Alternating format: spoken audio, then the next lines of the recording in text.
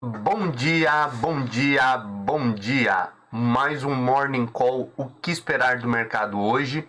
Eu sou o professor Wagner aqui da Francesca Educação Financeira e todos os dias a partir das 5h50 da manhã nós estamos aqui juntos para falar sobre fechamento de mercado e sobre tudo aquilo que pode impactar o mercado financeiro no cenário político, corporativo e econômico. Não esqueça, deixa seu like, se inscreva no canal, compartilha esse conteúdo para que o YouTube entenda que esse é um conteúdo relevante e chegue a cada vez mais pessoas esse nosso projeto aí de forma gratuita. E também acesse um dos nossos grupos de WhatsApp, onde você recebe esse material também em PDF para consultar a qualquer momento do dia, e todo esse conteúdo aí estará no seu WhatsApp antes das 7 horas da manhã. Mais um dia 15 de junho de 2021. Vamos falar um pouquinho sobre o fechamento de ontem, depois entramos aí em alguns detalhes aí para olhar a perspectiva do mercado para o dia de hoje e para o restante da semana, em uma semana de muita expectativa com a famosa super quarta, onde teremos aí reunião do Copom e do FOMC no mesmo dia, né, coincidindo as datas, então causa um dia de bastante alvoroço no mercado. Ontem, então, dia 14, um início de semana positivo para o índice Ibovespa, né? Apesar do índice IBCBR, que é o índice que nós já falávamos ontem, que valia a pena ficar de olho, principalmente porque ele é uma métrica utilizada para olhar a perspectiva de crescimento do PIB, né? Ou para antecipar os números em relação ao PIB, e o índice IBCBR divulgado ontem veio abaixo aí da expectativa dos especialistas, né, em relação a tudo que aconteceu e principalmente a alta no primeiro trimestre do PIB. Se esperava algo melhor do índice IBCBR, mas ainda assim o índice Ibovespa voltou a operar acima dos 130 mil pontos, se aproximou aí durante o pregão também dos 131 mil. E, obviamente, aí repercutiu muitas situações, como o próprio Boletim Focus, que trouxe aí diversas situações ali diferentes daquilo que nós tínhamos nas últimas semanas. Inclusive, vou aproveitar e abrir para nós falarmos aqui um pouquinho sobre o relatório Focus posteriormente. Enquanto isso, continuando aqui falando sobre a realidade de ontem, né, o Focus basicamente aí trouxe mais altas do IPCA, aquilo que nós já estamos acostumados, mas uma visão bem distinta em relação à taxa Selic, e isso sim entra mais em acordo com aquilo que alguns especialistas já vinham falando, e óbvio aí surte toda a expectativa para essa semana, e principalmente então a reunião aí de definição do Copom em relação à taxa básica de juros. Um dos pontos aí que levou o índice Ibovespa a altas no dia de ontem foi a confiança dos investidores, principalmente após ser divulgado aí que o estado de São Paulo antecipou aí bastante o seu calendário de vacinas, né, acelerando inclusive aí a questão de datas, e aí com uma perspectiva aí de até setembro todos terem tomado aí a primeira dose da vacina no estado de São Paulo. E óbvio, por ser uma grande locomotiva do país, o estado de São Paulo, no que tange a questão econômica, isso acaba animando os investidores de forma geral. Inclusive, ontem tivemos efeito positivo aí em varejistas, companhias aéreas, e também muito aí voltado para as ações de shoppings, né, companhias de shoppings, principalmente aí por conta dessas áreas aí que podem ter uma retomada antecipada se tivermos aí essa perspectiva positiva em relação a essa liberação das vacinas no estado de São Paulo e no restante do Brasil. Olhando para o exterior, lá fora as bolsas não tiveram uma direção única, fechamos em direções opostas. Como falamos ontem, era um dia aí de feriado na China, então isso também diminuiu a liquidez e a quantidade de operações no mercado no dia de ontem. Nos Estados Unidos, as empresas mais tradicionais ontem tiveram queda, enquanto o índice Nasdaq, empresas de tecnologia, desenvolveram um pouquinho mais. E na Europa, o primeiro-ministro Boris Johnson ampliou medidas restritivas devido a ter encontrado um caso de variante Delta, né, nos últimos dias lá no país, e com isso pensando aí em minimizar possíveis problemas futuros. O Boris Johnson, então, ontem ele ampliou medidas restritivas, lembrando que já havia praticamente reaberto toda a economia, o Boris Johnson algumas semanas atrás, mas a ideia é conter essa nova variante. Só para relembrar, a variante Delta, como é chamada, é aquela variante encontrada na Índia, né? E lembrando que a Índia, aí se você nos acompanha há mais tempo, olha para o mercado e há mais tempo, alguns meses atrás, aí, em poucas semanas, aí, ela se alastrou muito forte na Índia, essa variante Delta, e acabou sendo colocada aí como uma das mais perigosas pela Organização Mundial da Saúde. Apesar de boas perspectivas, né, falando agora em perspectiva Brasil e macro, os investidores aqui continuam de olho nos casos de Covid no Brasil e no mundo, principalmente por conta da quantidade de mortes que continua aumentando no Brasil, e também esses casos aí de variante Delta que ainda não foram encontradas no Brasil, mas podem vir a surgir em um momento breve, visto que já se espalharam por vários lugares do mundo. A própria retomada econômica fica em xeque com essa questão. Especialistas ainda e investidores de olho aí na super quarta, como já falamos, nos juros e nessa definição aí nos Estados Unidos em relação ao FOMC e o Fed, que vai acontecer na super quarta e pode balizar muito aí dos próximos passos dos investidores. Olhando para números de forma geral, o índice Ibovespa ontem fechou em alta de 0,59% a 130.207 pontos. O dólar caiu 1,15%, chegando a R$ 5,06. A bolsa de tecnologia norte-americana Nasdaq, uma alta de 0,74, chegou ontem a 14.174 pontos.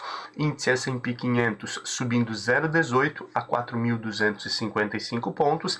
E Dow Jones, que é o índice onde constam aí principalmente as empresas mais tradicionais da bolsa norte-americana, caiu ontem 0,25% a 34.393 pontos.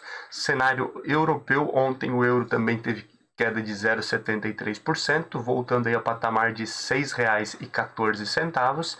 A Alemanha teve uma queda de 0,13% no DAX, chegando aí a 15.673 pontos.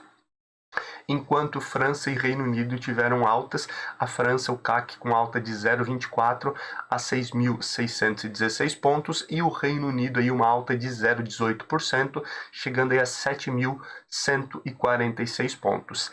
Na Ásia, ontem, como já falamos, tínhamos o feriado chinês, então não temos variação no pregão, e o Japão havia fechado em alta de 0,74% a 29.161 pontos.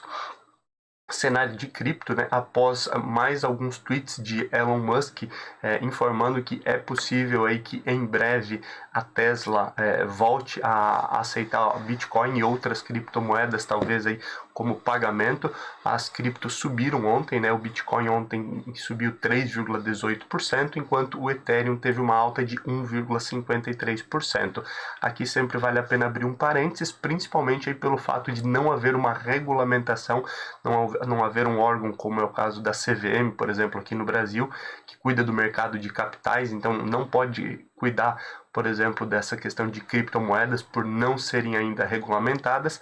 É o que pode acontecer esses casos aí como de Elon Musk, que com um tweet podem fazer com que volte a $40 mil o Bitcoin, ou podem fazer com que ele caia novamente aí para 30, 20, como a gente viu essa oscilação aí nas últimas semanas. Petróleo futuro, de forma geral, tem crescido nos últimos dias.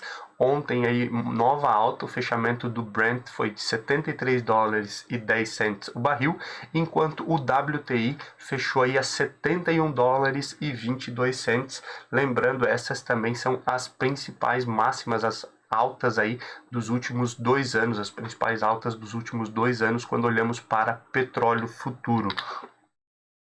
Ontem também tivemos aí, por conta dessa oscilação, principalmente aí em relação às empresas mais tradicionais da Bolsa norte-americana e, obviamente, toda a perspectiva em relação à definição de juros nos Estados Unidos, tivemos uma nova alta aí do índice S&P 500 VIX, que é o índice do medo. Ontem subiu 4,73% e chegou a 16,39%. Óbvio, existe toda essa perspectiva e todo esse receio, mesmo em meio ao Federal Reserve aí mantendo o seu discurso de que não deve mexer na política de taxa de juros e recompra de títulos tão cedo e que a inflação é transitória e em breve vai passar sem que seja necessário grandes medidas. Alguns especialistas ainda se preocupam com alguma possível necessidade de aumento de taxa de juros, onde os títulos norte-americanos, as treasuries, principalmente as para 10 anos, que são as que mais balizam o mercado, voltem a ter altas no seu pagamento de juros e automaticamente haja uma migração ainda maior de pessoas aí que estão na renda variável para a renda fixa, para a segurança aí de títulos, como o caso dos títulos norte-americanos. Olhando um pouquinho para cenário de metais futuro, o ouro futuro teve uma leve oscilação negativa ontem novamente, chegando a $1.867,70, enquanto o alumínio futuro subiu um pouquinho, chegando a $2.489,75. O ferro refinado, trazendo aí uma negociação já para julho de 2021, não tão à frente como a cotação que nós usávamos ontem, fechou aí ontem a $214,05 a tonelada. Fechamento aí do índice Bovespa, olhando aí para o dia de ontem, né? As principais altas ficaram por conta de Cogna e Dux, que estão aí os principais. Outro setor aí que teve forte alta após a questão da ampliação e da antecipação de vacinas no estado de São Paulo, que são empresas da área de educação e automaticamente aí são beneficiadas aí por esse possível retorno, né? Cogna aí é uma das empresas que sofreu bastante, principalmente aí pelo seu modelo, onde ela havia comprado muitos prédios, muitos locais aí para a construção de novas universidades e sofreu bastante também por conta da pandemia. Ontem Cogna aí subiu 9,45% a R$ 4,75. Localweb ontem também subiu novamente forte, subindo 6,24% a R$ 26,73. BTOW3, voltado à área de varejo, né, subindo 5,10% a R$ 70,75. BRML 3, BR Malls, que é voltado à área de shopping centers, subindo 4,26% a R$ 11,75. E Dux, como eu já falei anteriormente, subiu 4,07% a R$ 35,07. Esses foram os principais setores que ontem fizeram o índice Bovespa aí desenvolver e chegar novamente aos 130 mil pontos, principalmente, aí, como já mencionado diversas vezes, pela antecipação aí das vacinas no estado de São Paulo, com uma perspectiva aí de toda a população do estado estar vacinada até próximo do dia 15 de setembro. Já as principais baixas, obviamente aí por conta aí dessas oscilações também em relação à moeda estrangeira, temos aí forte queda de GGBR4 igual ao 4, que é especificamente Gerdau e Metalúrgica Gerdau. Gerdau caindo 2,73% ontem, chegando a R$ 32,10. Metalúrgica Gerdau caindo 2,30 a R$ 14,45. Quem também caiu mais ontem foi BRKM5, que é Braskem, caindo 1,66% a R$ 56,35. Prio 3 caiu 1,57% a R$ 19,28. E Klabin 11 também, que aí acaba recebendo bastante oscilação da moeda estrangeira, caiu 1,35% a R$ 25,65. Na agenda de indicadores, olhando aí para Brasil, hoje não temos aí nada tão específico para ficar de olho, mas obviamente aí já podemos começar a olhar principalmente aí para a reunião do Copom, visto que hoje já começa a reunião do Copom, amanhã nós temos então a divulgação do que será definido em relação à nova taxa básica de juros, que dispensa aí comentários, mas vem movimentando o mercado de forma constante e com certeza aí teremos bastante coisa até a próxima semana, onde é realizada a ata do Copom lá na quarta-feira da semana que vem. Já olhando para o cenário internacional, esse sim bem movimentado hoje e também com forte expectativa, como já mencionado aí em relação à taxa de juros lá nos Estados Unidos, que acontece amanhã também. Mas hoje vale a pena ficar de olho aí na taxa de investimento estrangeiro direto lá na China, que obviamente aí mostra a confiança dos investidores na China e no crescimento da economia chinesa. A taxa de desemprego no Reino Unido também, essa já foi divulgada logo cedo e inclusive aí veio bem abaixo veio com bastante queda dentro da expectativa e alcançando alguns índices bem interessantes na casa de, deixa eu só confirmar aqui, 4,7%, um dos menores patamares aí desde o início da pandemia. Também vale a pena ficar de olho aí no IPC, Índice de Preços ao Consumidor, lá da Alemanha e da França, lembrando que países, principalmente como a Alemanha e diversos outros países da Europa, têm se preocupado bastante aí com a inflação, e o Índice de Preços ao Consumidor pode mostrar um pouco dessa realidade e automaticamente levar um pouco de preocupação caso venha muito alto.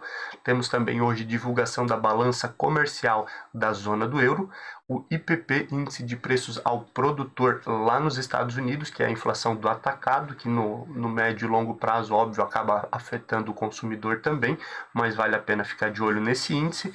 Vendas no varejo e produção industrial lá nos Estados Unidos, e também temos hoje divulgação da taxa de desemprego na China, então todos esses pontos aí vale a pena ficar ligado, porque com certeza eles devem impactar bastante o mercado no dia de hoje.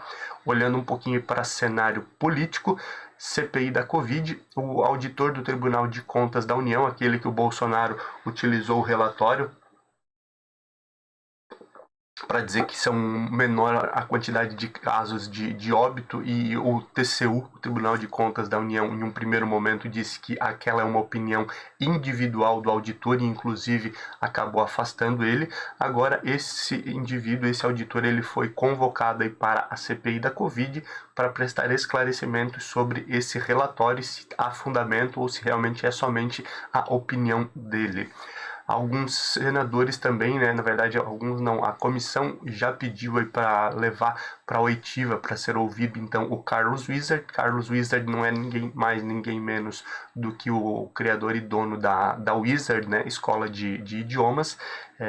Alguns senadores queriam levá-lo em condução coercitiva para depor, porque ele está nesse momento nos Estados Unidos, acompanhando aí o tratamento de saúde de familiares, e disse que queria fazer então esse depoimento na CPI de forma virtual, o que a princípio não foi aceito pelos senadores. E em relação a essa condução coercitiva, não é possível, aí até mesmo por força legal.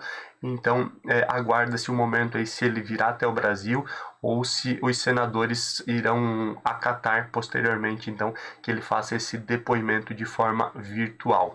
Além disso tudo, amanhã tem depoimento do Wilson Witzel, né, que é o ex-governador do Rio de Janeiro, e também a CPI volta a manter o foco lá no governo do Amazonas, tanto no governador como no secretário de saúde. Isso tudo deve movimentar bastante os próximos dias em relação à CPI da Covid. O Senado, através do presidente Rodrigo Pacheco, ele pauta para amanhã iniciar a votação da MP da Petrobras, a medida provisória que prevê a desestatização e possível privatização da companhia. A ideia é até quinta-feira ter finalizado essa votação, lembrando que podem haver diversas mudanças e a perspectiva nesse momento, principalmente de Rodrigo Pacheco, é que hajam mudanças e que ela retorne para nova votação na Câmara, e aí assim deem continuidade à medida provisória para privatização e desestatização da Eletrobras. O Supremo Tribunal Federal, através da ministra Rosa Weber, mantém ali a ação e pede explicações sobre o possível orçamento secreto, né, que existiria aí no atual governo do presidente Jair Bolsonaro. A ideia ali é principalmente investigar o repasse aí de emendas parlamentares individuais que tem um teto, né? Cerca de 8 milhões a cada orçamento anual por parlamentar, por deputados ou senadores, e houveram casos aí que foram denunciados e estão sob investigação, como o caso do ex-presidente do Senado, Davi Alcolumbre, que ele chegou teoricamente a repassar o equivalente a 270 milhões em verbas, mas destinado isso aí como uma contabilidade paralela através do Ministério do Desenvolvimento Regional.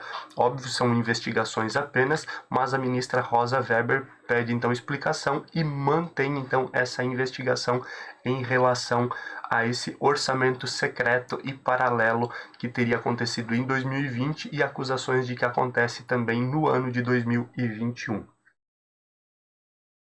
As tensões políticas e econômicas entre China e Estados Unidos só aumentam, né? A gente viveu aí um período onde o ex-presidente Donald Trump diversas vezes aí tinha atritos com o governo chinês e não está sendo diferente no governo de Joe Biden.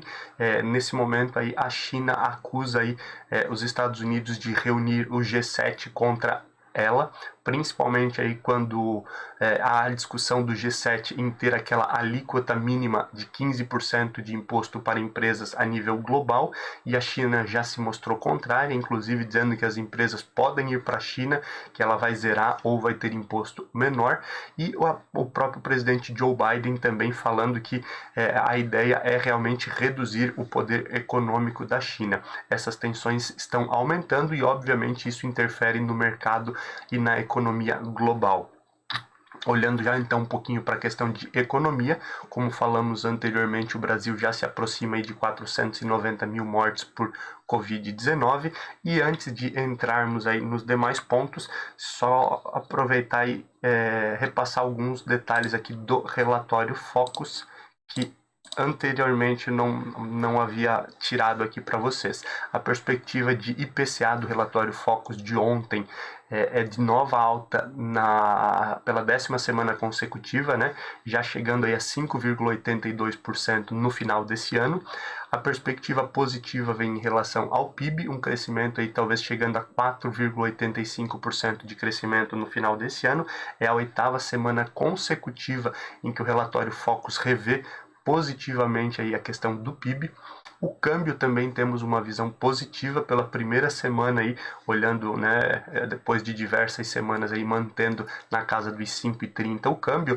A perspectiva agora é de $1 a R$ 5,18 ao final de 2021. Por fim, a Selic, essa sim saltou aí de 5,75 para 6,25, olhando então aí para essa perspectiva no final de 2021. Esse aí é um panorama daquilo que já se discute principalmente em torno dessa perspectiva de mudança na taxa de juros, mudança na questão da inflação e, obviamente, tudo começa a ser norteado com a reunião do Copom e definição aí da taxa de juros aí para os próximos 45 dias, né, inicialmente, que acontece aí amanhã.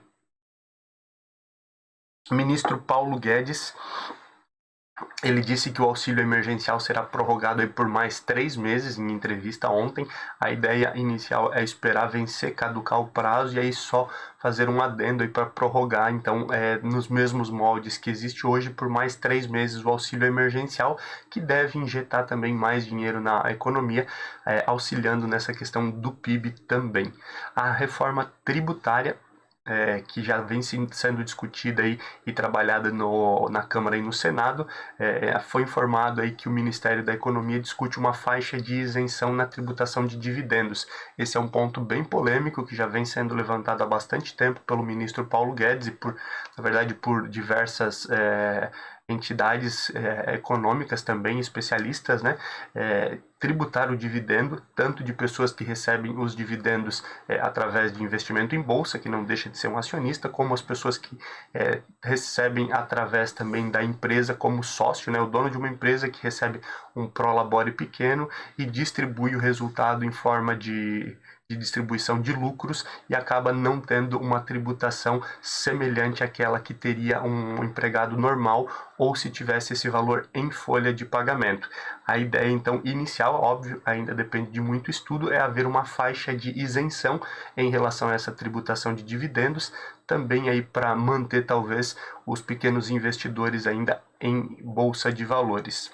Um projeto de lei que pode mudar o indexador do aluguel de IGPM para IPCA deixa o setor em alerta, principalmente quando nós olhamos aí para fundos imobiliários, né, que normalmente aí tem contratos de locação de espaços e tem vários indexadores que inclusive são analisados aí por investidores antes de comprar cotas desses fundos, aonde principalmente se olha os períodos de contrato e qual é o indexador desses aluguéis. Hoje o indexador oficial é o IGPM, Índice Geral de Preços Médio, e existe um projeto aí, principalmente por conta dos aumentos consecutivos aí do IGPM nos últimos anos, né, ano passado e esse ano também, onde já se aproxima aí de uma perspectiva de 20% de aumento aí do IGPM em 2021. Para o IPCA, que é algo que não tem tanta volatilidade. Por um lado, isso acaba protegendo as pessoas com menor renda que dependem e vivem pagando aluguel, mas acaba dificultando a situação aí, principalmente para pessoas aí que são investidores e acabam olhando também para esse indicador muitas vezes aí no momento de investir. Olhando então, falando um pouquinho sobre juros futuros, que teve forte alta, principalmente pensando no curto prazo, mesmo com a perspectiva de inflação que nós temos, mas tudo isso aí se resume à espera pela super quarta, onde amanhã teremos aqui e nos Estados Unidos definição sobre taxa de juros e políticas monetárias. Olhando então um pouquinho para cenário corporativo, a Notre Dame, voltada à área de saúde, né? E aí sempre ressaltamos aqui, não é recomendação de compra, mas sempre falamos que é um setor que está em expansão, a área de saúde e também a telemedicina. A Notre Dame adquiriu aí um hospital no Paraná, em Maringá, para ser mais específico, um dos mais conceituados da região, por cerca de 92 milhões de reais, expandindo então cada vez mais as suas operações, e é uma área que principalmente essa área de saúde tem tido bastante fusões e aquisições desde o ano passado. Notícia interessante, o número de downloads do app do Banco Pan, o Banco Pan que é controlado aí pela BTG Pactual, e a BTG Pactual colocou o Banco Pan com a ideia de ser um competidor da Nubank, né, atingindo principalmente o varejo de forma geral, onde a BTG não conseguia acessar normalmente, a gente já fala disso há algum tempo.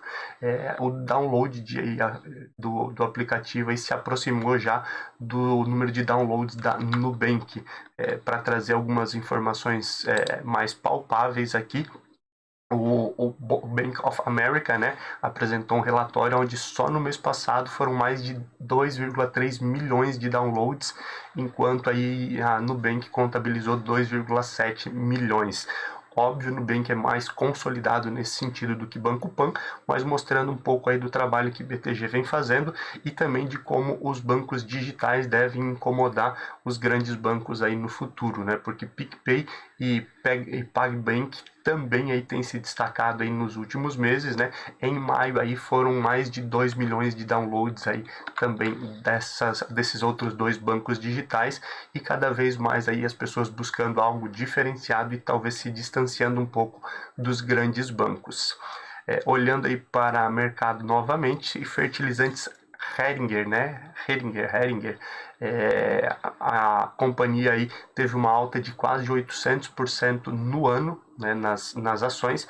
Ela chegou a ser negociada aí no final de 2020 aí próximo dos R$3 e chegou a ultrapassar aí os 48, quase R$50 aí durante esse mês, e ontem ela fechou aí com queda de mais de 40%, principalmente aí por especulações de venda, e além de ter apresentado um relatório mais baixo no primeiro trimestre, mas a principal situação é sempre olhando aí para essa possível venda, e aqui, óbvio, além de ser um fato relevante ao mercado, importante sempre para você investidor ou para você que aconselha investidores, né, sempre a questão de olhar o momento e respeitar o perfil, porque algo que está acontecendo não é garantia de que continuará acontecendo, né? Foram quase 800% de lucro, talvez muitas pessoas chamadas a sua atenção para essa companhia, e em um dia aí mais de 40% de queda, então acaba pegando muita gente desprevenido.